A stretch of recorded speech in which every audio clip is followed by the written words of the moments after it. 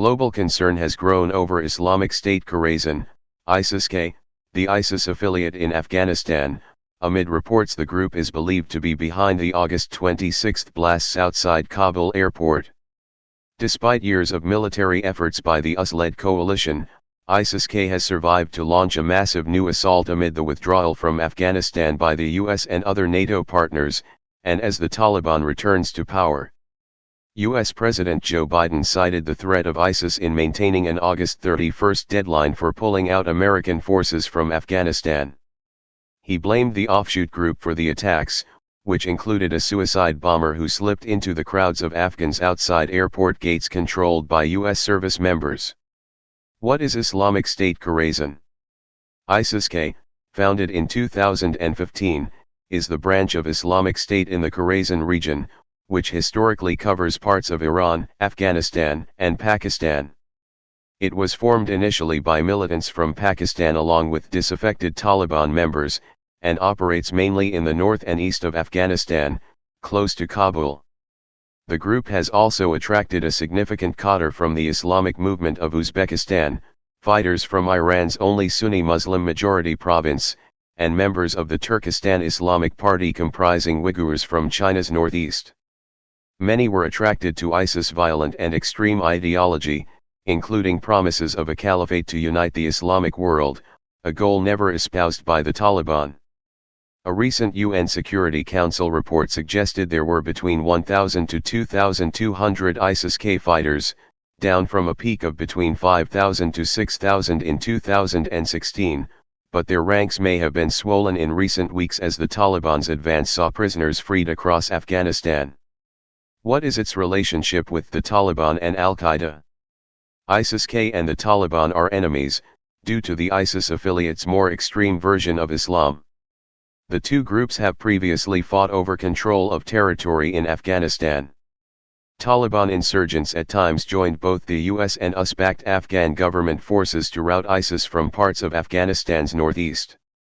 After the Taliban took control of Afghanistan, it reportedly executed a senior ISIS-K commander who had been imprisoned in Kabul.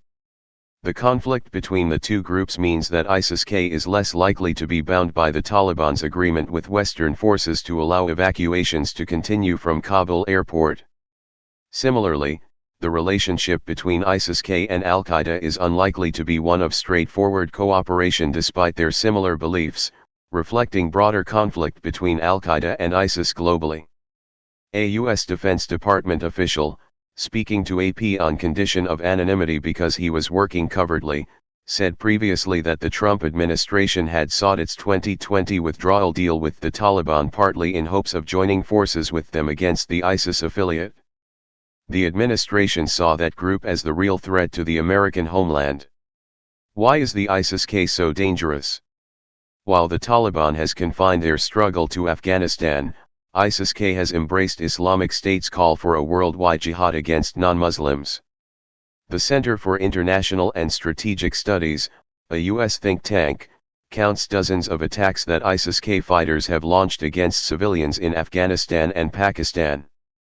The group is thought to have carried out a devastating attack on a maternity hospital in Kabul in May 2020, killing 24 people, including newborn babies and mothers.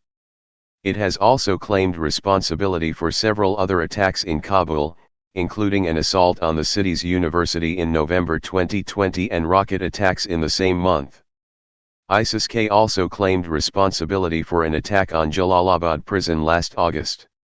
Though the group has yet to conduct attacks against the U.S. homeland, the U.S. government believes it represents a chronic threat to U.S. and allied interests in South and Central Asia. What will be the effect of the U.S. withdrawal?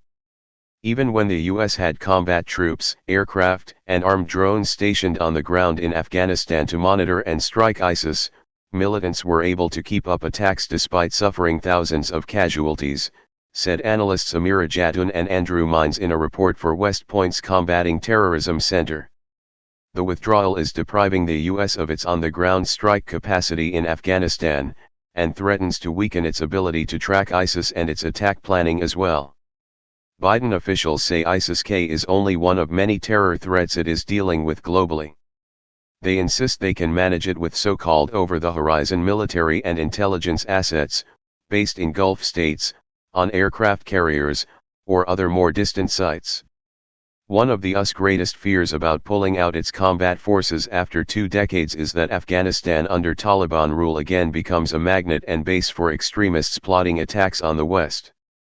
Analysis. Can you see the dissonance between the rising threat of ISIS-K, sworn enemies of Taliban, and the Taliban rule again becomes a magnet and base for extremists plotting attacks on the West statements?